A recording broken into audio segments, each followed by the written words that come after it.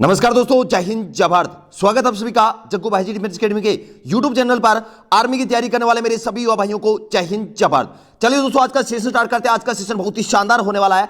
अगर आप Indian army की किसी भी ट्रेड की तैयारी कर रहे हैं तो ये सेशन आपके लिए बहुत ही इंपॉर्टेंट है। मैं आपको गारंटी के साथ कहता हूं कि यूट्यूब पर आपको आर्मी के लिए ऐसा कंटेंट कहीं भी नहीं मिलेगा। आप एकमात्र कंप्लीट क्लास देके उसके बाद सोचें कि इस चैनल पर आपको क्लास लेना है या नहीं लेना है। तो चलिए आज का इस सेशन स्टार्ट करते हैं। सेशन बहुत ही शानदार होने वाला है। आज के इस सेशन में हम डिस्कशन करने वाले हैं आर्मी जीके टेस्ट सीरीज। जी हां दोस्तों, आर्मी जीके टेस्ट सीरीज नाम से एक सीरीज शुरू कर रखी है जिसके 20 सेशन में आपको कंप्लीट करवा चुका हूं। आज जो डिस्कशन करने वाले हैं ये सेशन नंबर 21। अगर आपने 20 सेशन कवर नहीं किया है तो आज ही जाइए चैनल के प्लेलिस्ट में आपको आर्मी जीके टेस्ट सीरीज नाम से एक प्लेलिस्ट मिलेगी। वहां पर आपको पुराने सभी सेशन मिल जाएंगे। तो चलिए आज का इस सेशन स्टार्ट करते हैं। फटाफट सेशन को लाइक कर दें और क्लास खत्म होने के बाद इस सेशन को शेयर कर देना। क्वेश्चन नंबर 1 आपके सामने है कि अंतरराष्ट्रीय न्यायालय का मुख्यालय कहां स्थित है। क्वेश्चन नंबर 1, अंतरराष्ट्रीय न्यायालय का मुख्यालय कहां स्थित है। चार ऑप्शन आपके सामने है, जल्दी से कमेंट कर दें। Option A Hague, option B Geneva, option C New York, option D इनमें से कोई नहीं। क्वेश्चन नंबर 1 का राइट आंसर रहेगा option A Hague Netherland. Hague Netherland में अंतरराष्ट्रीय न्यायालय का मुख्यालय स्थित है। अब कुछ इंपोर्टेंट क्वेश्चन देख लेते हैं जो अंतरराष्ट्रीय न्यायालय से संबंधित हैं और आपके पेपर में पूछे हुए क्वेश्चन है। आपसे क्वेश्चन यह पूछा गया था कि अंतरराष्ट्रीय न्यायालय की स्थापना कब हुई, तो आपका आंसर रहेगा 3 अप्रैल 1946 ईस्वी। दूसरा क्वेश्चन हमने डिस्कशन किया है कि अंतरराष्ट्रीय न्यायालय का मुख्यालय कहां स्थित है, हेग नीदरलैंड में। तीसरा क्वेश्चन कि अंतरराष्ट्रीय न्यायालय में प्रथम भारतीय न्यायाधीश कौन था, Benegal Ramarao. Next question number 2 आपके सामने है कि जलियांवाला बाग हत्याकांड कब हुआ था। जल्दी से कमेंट कर दें। क्वेश्चन नंबर 2 का राइट आंसर क्या रहेगा, जलियांवाला बाग हत्याकांड कब हुआ।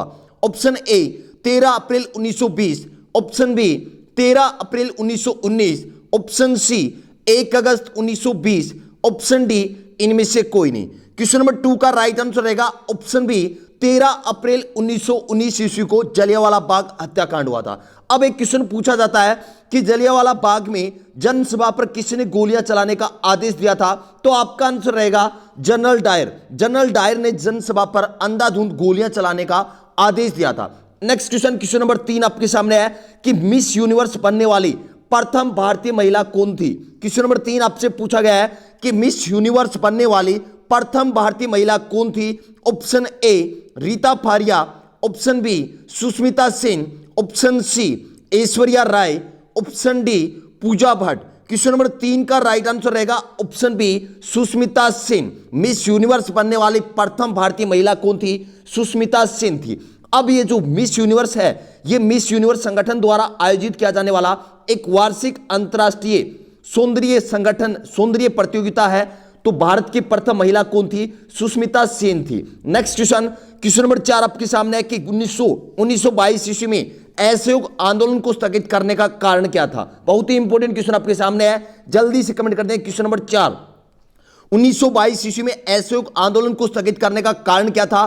चार ऑप्शन आपके सामने है। ऑप्शन ए सरकार ने आंदोलनकारियों की मांग मानी, ऑप्शन बी चोरी चोरा हत्याकांड, ऑप्शन सी अव्यवस्था फैल गई थी, ऑप्शन डी इनमें से कोई नहीं। क्वेश्चन नंबर 4 का राइट आंसर रहेगा ऑप्शन बी चोरी चोरा हत्याकांड। 1922 ईस्वी में असहयोग आंदोलन को स्थगित करने का कारण क्या था, चोरी चोरा हत्याकांड था। अब आपके दिमाग में कुछ क्वेश्चन बन रहे हैं कि सर चोरी चोरा हत्याकांड कब हुआ था, कहां हुआ था। 1922 ईस्वी में असहयोग आंदोलन को स्थगित किया गया था।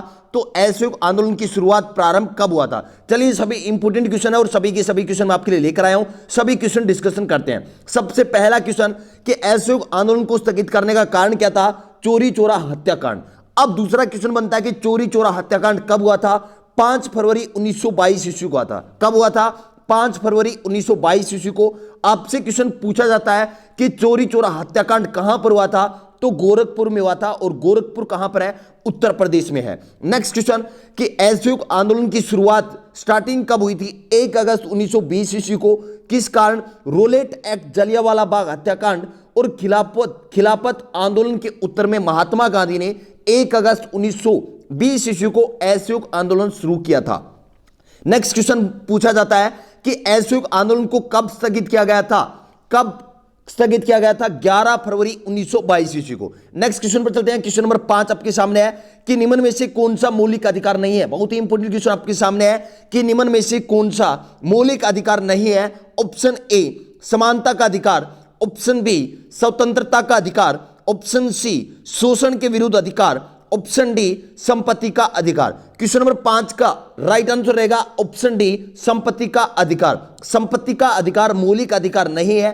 अब कुछ इंपोर्टेंट क्वेश्चन है कि मौलिक अधिकारों की संख्या कितनी है, वर्तमान में मौलिक अधिकार कितने हैं, मूल संविधान में मौलिक अधिकार कितने थे, और जो संपत्ति का अधिकार है इसे किस संविधान संशोधन के द्वारा हटाया गया था। सभी इंपोर्टेंट क्वेश्चन और सभी के सभी क्वेश्चन आपके पेपर में पूछे हुए क्वेश्चन है।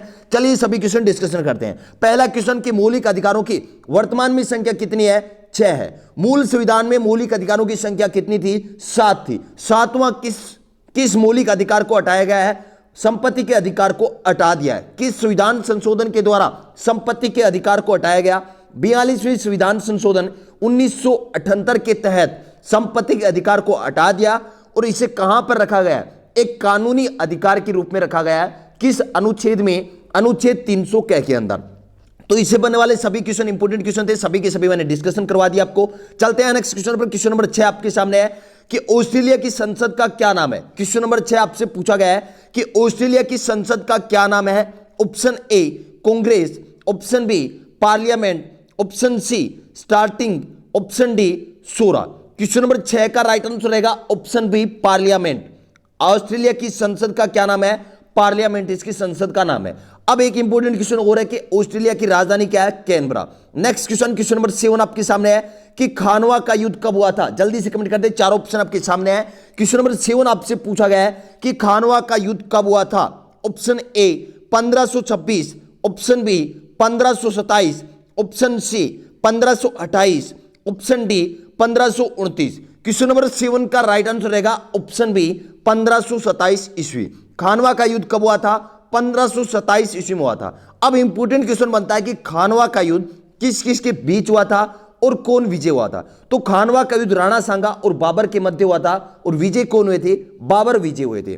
नेक्स्ट क्वेश्चन डिस्कशन करते हैं। क्वेश्चन नंबर 8 आपके सामने है, बहुत ही इंपोर्टेंट क्वेश्चन आपके सामने है। क्वेश्चन नंबर 8 आपसे पूछा गया है कि अंतिम मौर्य सम्राट की हत्या करके किसने शुंग वंश की स्थापना की। क्वेश्चन नंबर 8 रिपीट कर रहा हूं कि अंतिम मौर्य सम्राट की हत्या करके शुंग वंश की स्थापना किसने की। Option A Pushyamitra, option B Agnimitra, option C Vasumitra, option D Bhagavata. Question number 8 का राइट आंसर रहेगा ऑप्शन ए पुष्यमित्र। अंतिम मौर्य सम्राट की हत्या करके किसने शुंग वंश की स्थापना की, पुष्यमित्र ने की। अब कुछ इंपोर्टेंट क्वेश्चन बनते हैं कि सर अंतिम मौर्य सम्राट कौन था और मौर्य वंश का संस्थापक कौन था। चलिए सभी क्वेश्चन इंपोर्टेंट क्वेश्चन है और सभी के सभी हम डिस्कशन करने वाले हैं। मौर्य वंश का संस्थापक कौन था, चंद्रगुप्त मौर्य। दूसरा क्वेश्चन बनता है कि मौर्य वंश का अंतिम शासक कौन था, बृहदर्थ था। नेक्स्ट क्वेश्चन हमने डिस्कशन किया कि शुंग वंश का संस्थापक कौन था, पुष्यमित्र शुंग था। दोस्तों मैं आपको बता दूं कि ये सीरीज आपके लिए बहुत ही इंपॉर्टेंट है। आप यूट्यूब पर कहीं भी सर्च कर लेना, आपको आर्मी के लिए ऐसा कंटेंट कहीं नहीं मिलेगा। अगर आप इंडियन आर्मी के किसी भी ट्रेड की तैयारी करते हैं तो बेफिक्र होकर इस चैनल से आप जुड़ सकते हैं। नेक्स्ट क्वेश्चन डिस्कशन करते हैं। क्वेश्चन नंबर 9 आपके सामने है कि अंकोर वाट का मंदिर कहां स्थित है। क्वेश्चन नंबर 9 आपसे पूछा गया है अंकोर वाट का मंदिर कहां स्थित है। Option A Vietnam, option B Tibet, option C Indonesia, option D Cambodia. Question number 9 का राइट आंसर रहेगा option D Cambodia. Angkor Wat का मंदिर कहां स्थित है, कंबोडिया में स्थित है। नेक्स्ट क्वेश्चन, क्वेश्चन नंबर 10 आपसे पूछा गया कि संविधान संशोधन की प्रक्रिया का वर्णन संविधान के किस अनुच्छेद में किया गया है। बहुत ही इंपॉर्टेंट क्वेश्चन आपके सामने है। क्वेश्चन नंबर 10 संविधान संशोधन की प्रक्रिया का वर्णन संविधान के किस अनुच्छेद में किया गया है। 4 ऑप्शन आपके सामने है, जल्दी से कमेंट कर दें। ऑप्शन ए अनुच्छेद 370, ऑप्शन बी अनुच्छेद 368, ऑप्शन सी अनुच्छेद 360, ऑप्शन डी अनुच्छेद 324। क्वेश्चन नंबर 10 का राइट आंसर रहेगा ऑप्शन बी अनुच्छेद 368। अनुच्छेद 368 में संविधान संशोधन की प्रक्रिया का वर्णन किया गया है। नेक्स्ट क्वेश्चन डिस्कशन करते हैं। क्वेश्चन नंबर 11, क्वेश्चन नंबर 11 आपसे पूछा गया है कि मताधिकार की आयु 21 वर्ष से घटाकर 18 वर्ष की संविधान संशोधन के द्वारा की गई। बहुत ही इंपॉर्टेंट क्वेश्चन आपके सामने है। क्वेश्चन नंबर 11 दोस्तों आपको बता दूं कि सभी क्वेश्चन आपके एग्जाम के लिए बहुत ही इंपॉर्टेंट है। क्वेश्चन नंबर 11 आपसे पूछा गया है कि मताधिकार की आयु 21 वर्ष से घटाकर 18 वर्ष किस संविधान संशोधन के द्वारा की गई। ऑप्शन ए 61वां संविधान संशोधन, ऑप्शन बी 68वां संविधान संशोधन, ऑप्शन सी 42वां संविधान संशोधन, ऑप्शन डी 52वां संविधान संशोधन। क्वेश्चन नंबर 11 का राइट आंसर रहेगा ऑप्शन ए 61वां संविधान संशोधन। 61वें संविधान संशोधन के तहत मताधिकार की आयु 21 वर्ष से घटाकर कितनी कर दी गई थी? 18 वर्ष। नेक्स्ट क्वेश्चन डिस्कशन करते हैं। अब कुछ इंपोर्टेंट क्वेश्चन कि 61वां संविधान संशोधन कब हुआ था और मताधिकार की आयु जो 21 वर्ष से घटाकर 18 वर्ष की गई थी, ये कब की गई थी? 1989 ईस्वी में। नेक्स्ट क्वेश्चन, क्वेश्चन नंबर 12 बहुत ही इंपोर्टेंट क्वेश्चन आपके सामने है कि कौन सी अक्षांश रेखा भारत के मध्य से होकर गुजरती है? चारों ऑप्शन आपके सामने है, जल्दी से कमेंट कर दें। प्रत्येक क्वेश्चन का आंसर आपको कमेंट करते चलना है, जिससे आपको अपना लेवल पता चले कि आपकी तैयारी किस लेवल पर चल रही है। क्वेश्चन नंबर 12 रिपीट कराऊं कि कौन सी अक्षांश रेखा भारत के मध्य से होकर गुजरती है? चारों ऑप्शन आपके सामने है। ऑप्शन ए 66.5 डिग्री अक्षांश रेखा, ऑप्शन बी 23.5 डिग्री उत्तरी अक्षांश रेखा, ऑप्शन सी 0 डिग्री अक्षांश रेखा, ऑप्शन डी इनमें से कोई नहीं। क्वेश्चन नंबर 12 का राइट आंसर रहेगा ऑप्शन बी 23.5 डिग्री उत्तरी अक्षांश रेखा भारत के मध्य से होकर गुजरती है। अब एक इंपोर्टेंट क्वेश्चन पूछा जाता है कि 23.5 डिग्री रेखा भारत के कितने राज्यों से होकर गुजरती है? कर्क रेखा कितने राज्यों से होकर गुजरती है? 8 राज्यों से होकर गुजरती है। बहुत ही इंपोर्टेंट क्वेश्चन है, काफी बार आपके पेपर में रिपीट हुआ है ये क्वेश्चन। अब एक इंपोर्टेंट क्वेश्चन और पूछा जाता है, आपको इन 8 राज्यों के नाम अच्छे से याद होनी जरूरी है, क्योंकि 4 ऑप्शन मिलते हैं, उनमें से आपसे पूछा जाता है कि निम्न में से किस राज्य से कर्क रेखा नहीं गुजरती है, तो 3 तो आपको इन 8 में से मिलने वाले हैं। गुजरात, राजस्थान, मध्य प्रदेश, छत्तीसगढ़, झारखंड, पश्चिम बंगाल, त्रिपुरा, मिजोरम, ये 8 राज्य हैं जिनसे कर्क रेखा गुजरती है। ऑप्शन में एक ऑप्शन आपको मिलेगा इनसे अलग मिलने वाला है, वही आपका राइट आंसर रहेगा। नेक्स्ट क्वेश्चन डिस्कशन करते हैं। क्वेश्चन नंबर 13 आपके सामने है, बहुत ही इंपोर्टेंट क्वेश्चन। क्वेश्चन नंबर 13 आपसे पूछा गया कि प्रसिद्ध पुस्तक आनंद मठ के रचयिता कौन है? जल्दी से कमेंट करके बता दें कि क्वेश्चन नंबर 13 का राइट आंसर क्या रहेगा। प्रसिद्ध पुस्तक आनंद मठ के रचयिता कौन है? Option A Rabindranath Tagore, option B Bankim Chandra Chatterjee, option C Sarojini Naidu, option D इनमें से कोई नहीं। क्वेश्चन नंबर 13 का राइट आंसर रहेगा ऑप्शन बी बंकिम चंद्र चटर्जी। प्रसिद्ध पुस्तक आनंद मठ के रचयिता कौन है? बंकिम चंद्र चटर्जी। अब एक बहुत ही इंपोर्टेंट क्वेश्चन पूछा जाता है, वो भी मैंने इस क्वेश्चन के अंदर इंक्लूड कर रखा है। आपसे क्वेश्चन पूछा जाता है कि भारत का राष्ट्रीय गीत वंदे मातरम किस पुस्तक से लिया गया है? तो आपका आंसर रहेगा आनंद मठ पुस्तक।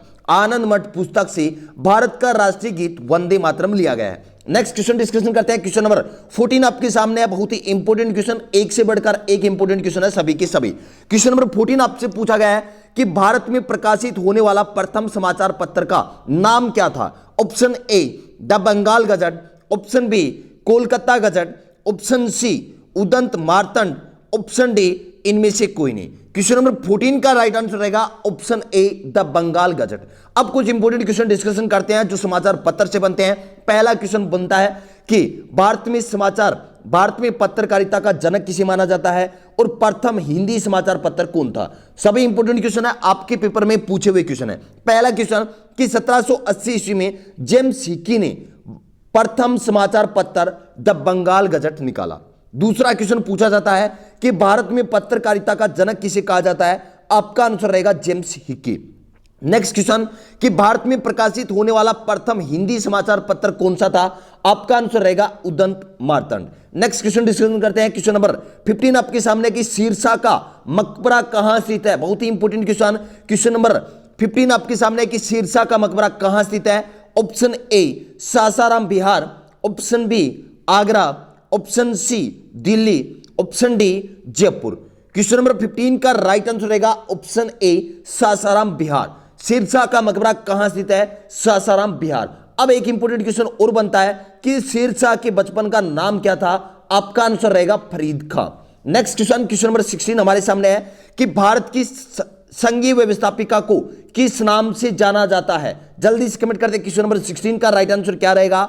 भारत की संघीय व्यवस्थापिका को किस नाम से जाना जाता है? Option A Lok Sabha, option B Rajya Sabha, option C प्रतिनिधि सभा, ऑप्शन डी संसद। क्वेश्चन नंबर 16 का राइट आंसर रहेगा ऑप्शन डी संसद। अब एक इंपोर्टेंट क्वेश्चन पूछा जाता है कि संसद के अंग या संसद किससे मिलकर बनता है? तो आपका आंसर रहेगा राष्ट्रपति तथा 2 सदन है।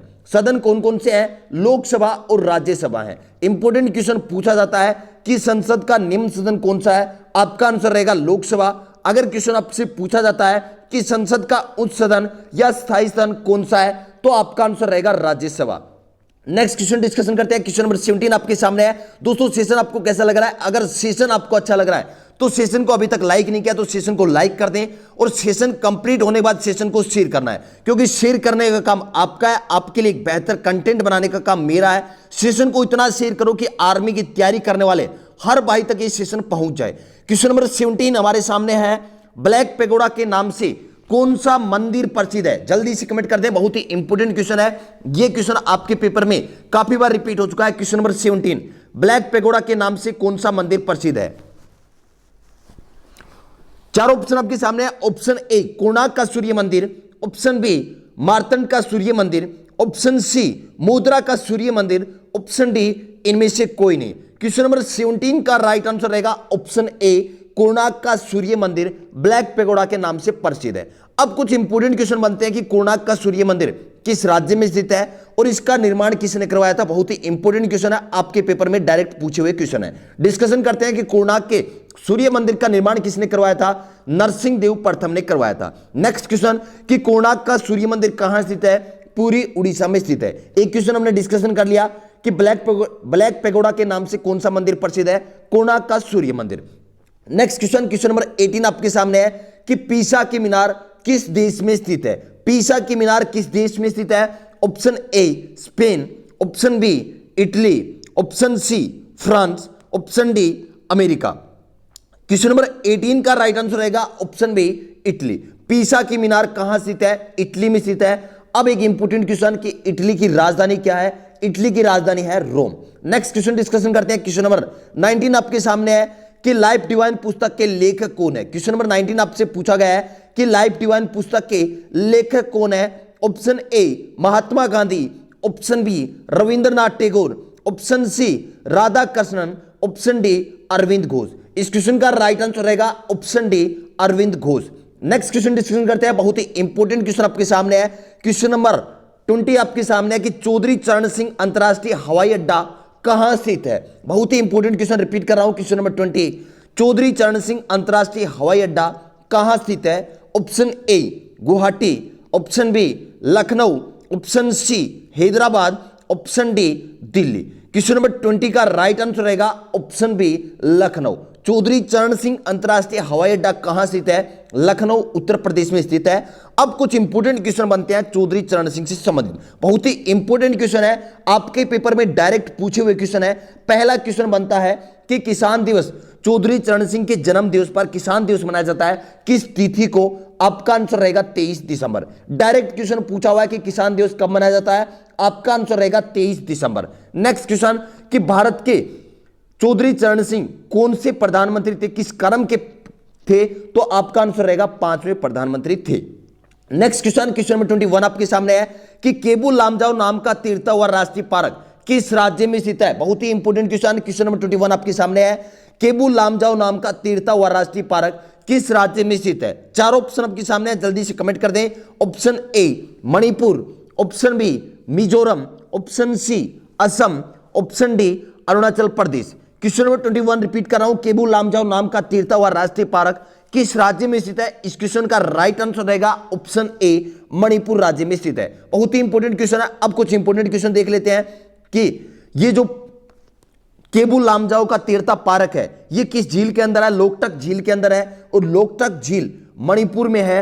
पूर्वोत्तर भारत की सबसे बड़ी मीठे पानी की झील है। आपसे क्वेश्चन पूछा जा सकता है डायरेक्ट कि पूर्वोत्तर भारत की सबसे बड़ी मीठे पानी की झील कौन सी है? आपका आंसर रहेगा लोकटक झील।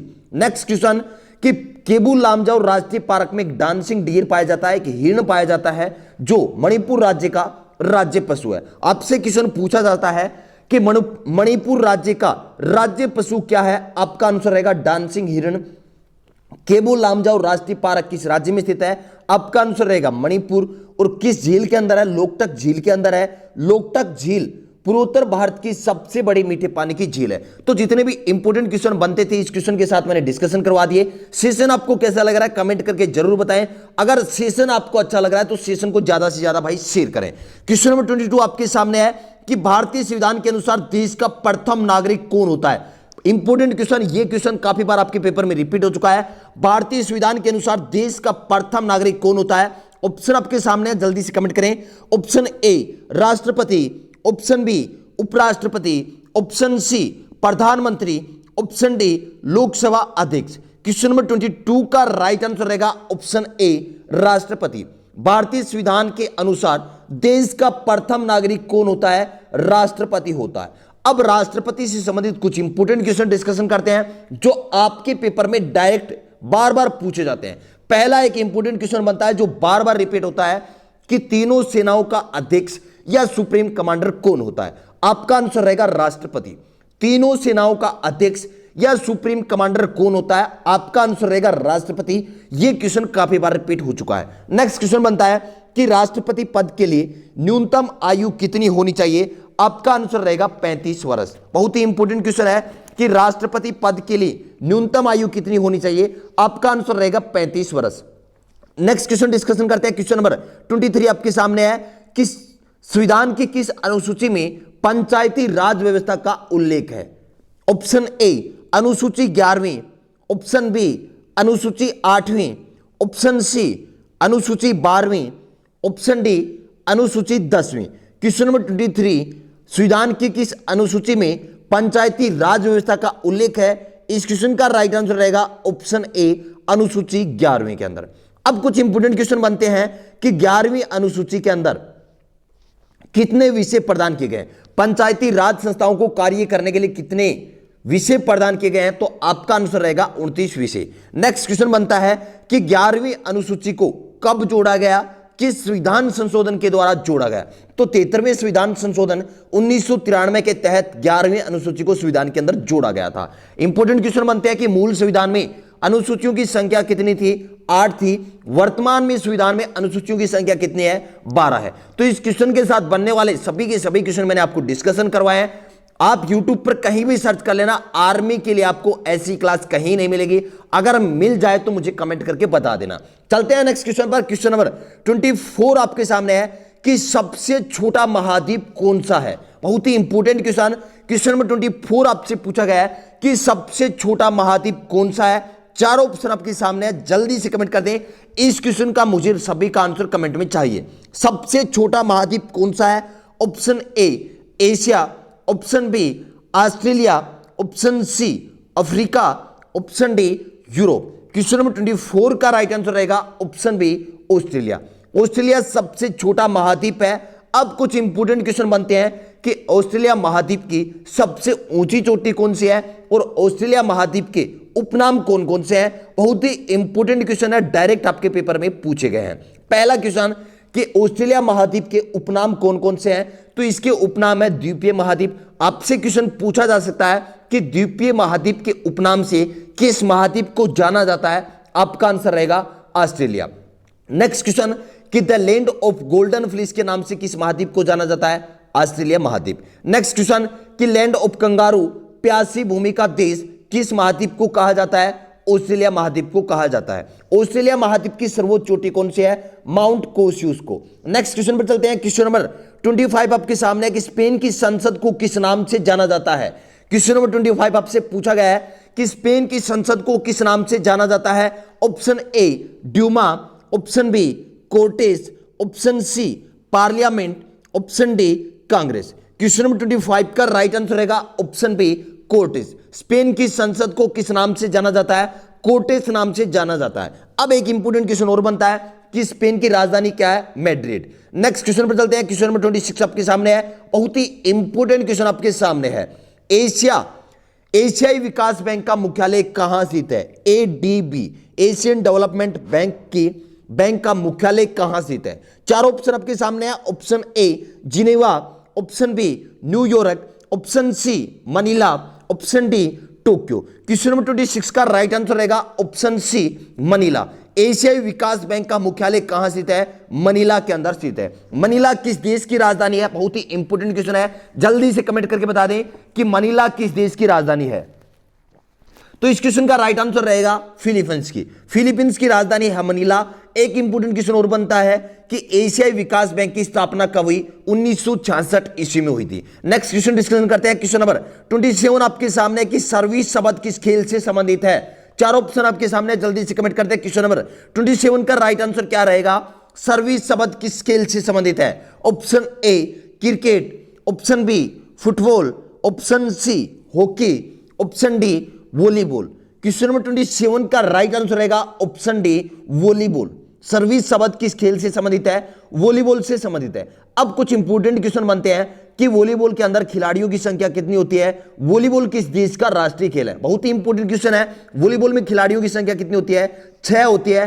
किस देश का राष्ट्रीय खेल है? श्रीलंका का राष्ट्रीय खेल है।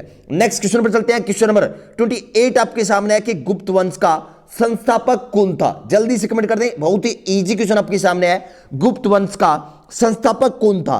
Option A Chandragupta, option B Shrigupta, option C Ashoka, option D इनमें से कोई नहीं। क्वेश्चन नंबर 28 का राइट आंसर गुप्त वंश का संस्थापक कौन था? इस क्वेश्चन का राइट आंसर रहेगा ऑप्शन बी श्रीगुप्त। गुप्त वंश का संस्थापक कौन था? श्रीगुप्त था। अब एक इंपोर्टेंट क्वेश्चन बनता है कि गुप्त वंश की राजधानी कौन सी है? तो गुप्त वंश की राजधानी थी पाटलिपुत्र। कौन सी राजधानी है? Pataliputra. Next question, question number 29 आपके सामने है कि विश्व पर्यावरण दिवस कब मनाया जाता है? इस सेशन के अंत तक बने रहे, ये सेशन आपके लिए बहुत ही इंपोर्टेंट है। सेशन के अंत में आपके लिए एक इंपोर्टेंट न्यूज रहने वाली है। क्वेश्चन नंबर 29 आपसे पूछा गया है कि विश्व पर्यावरण दिवस कब मनाया जाता है? ऑप्शन ए 5 दिसंबर, ऑप्शन बी 5 अक्टूबर, ऑप्शन सी 8 जून, ऑप्शन डी 5 जून। क्वेश्चन नंबर 29 विश्व पर्यावरण दिवस कब मनाया जाता है? इस क्वेश्चन का राइट आंसर रहेगा ऑप्शन डी 5 जून। विश्व पर्यावरण दिवस कब मनाया जाता है? 5 जून को मनाया जाता है। नेक्स्ट क्वेश्चन डिस्कशन करते हैं। क्वेश्चन नंबर 30 आपके सामने है। क्वेश्चन नंबर 30 आपसे पूछा गया है कि मारो फिरंगी को यह नारा किसने दिया? बहुत ही इंपोर्टेंट क्वेश्चन, और इस क्वेश्चन का आंसर मुझे सभी का कमेंट में चाहिए। क्वेश्चन नंबर 30 आपसे पूछा गया है मारो फिरंगी को यह नारा किसने दिया? Option A Bhagat Singh, option B Lal Bahadur Shastri, option C Mangal Pandey, option D Subhash Chandra Bose. Question number 30 का राइट आंसर रहेगा ऑप्शन सी मंगल पांडे। मारो फिरंगी को यह नारा किसने दिया था? बहुत ही इंपोर्टेंट क्वेश्चन है। यह क्वेश्चन भी आपके पेपर में काफी बार रिपीट हो चुका है। इस क्वेश्चन का राइट आंसर क्या है? मंगल पांडे। मारो फिरंगी को यह नारा किसने दिया था? मंगल पांडे ने दिया था। अब कुछ इंपोर्टेंट क्वेश्चन डिस्कशन करते हैं जो मंगल पांडे से संबंधित है और आपके पेपर में डायरेक्ट पूछे जाते हैं। पहला क्वेश्चन कि मंगल पांडे ने अंग्रेजी हुकूमत के खिलाफ कब विद्रोह शुरू किया था?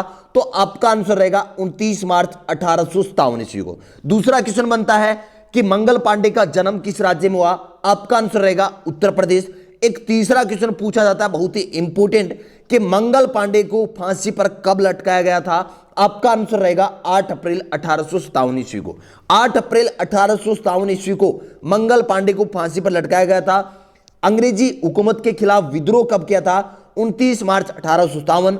जन्म कहां हुआ था? उत्तर प्रदेश में। मारो फिरंगी को यह नारा किसने दिया था? मंगल पांडे ने दिया था। तो आज के इस सेशन में 30 क्वेश्चन के साथ साथ हमने जितने भी इंपोर्टेंट क्वेश्चन बनते हैं सभी क्वेश्चन मैंने आपको डिस्कशन करवाए हैं। इस सेशन में कम से कम हमने 150 प्लस क्वेश्चन डिस्कशन किए हैं। तो आज का ये सेशन आपको कैसा लगा कमेंट करके जरूर बताओगे। अगर सेशन आपको अच्छा लगा है तो इस सेशन को इतना शेयर कर दें कि आर्मी की तैयारी करने वाले हर भाई तक ये सेशन पहुंच जाए। उम्मीद करता हूं सेशन आपको अच्छा लगा है और सेशन को ज्यादा से ज्यादा शेयर करेंगे। अब सुन लीजिए, आपके लिए है 2 क्विज क्वेश्चन। पहला क्विज क्वेश्चन आपके सामने है कि इनकलाब जिंदाबाद का नारा किसने दिया? इन दोनों क्वेश्चन के आंसर आपको क्लास खत्म होने के बाद कमेंट करना है। क्लास जैसे ही खत्म होता है उसके बाद कमेंट बॉक्स में इनका क्वेश्चन का आंसर कमेंट करना है। पहला क्वेश्चन आपके सामने है कि इनकलाब जिंदाबाद का नारा किसने दिया। दूसरा क्वेश्चन आपके सामने है कि महात्मा गांधी के राजनीतिक गुरु कौन थे। दोनों क्वेश्चन आपके सामने है। दोनों क्वेश्चन के आंसर मुझे क्लास खत्म होने के बाद कमेंट में चाहिए। तो आज का सेशन आपको कैसा लगा? अगर सेशन को लाइक नहीं किया तो जाते जाते सेशन को लाइक कर दें और सेशन को शेयर करना है। अब आपके लिए एक इंपॉर्टेंट इंफॉर्मेशन रहने वाले है कि अगर आप आर्मी भर्ती से संबंधित नोटिफिकेशन और आर्मी भर्ती से संबंधित नोट्स प्राप्त करना चाहते हैं तो आज ही टेलीग्राम पर सर्च करें जग्गू भाईजी डिफेंस एकेडमी।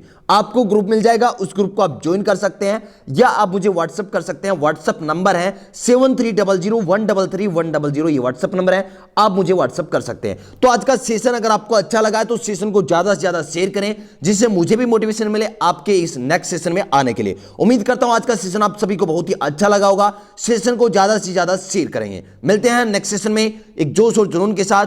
जय हिंद, जय भारत।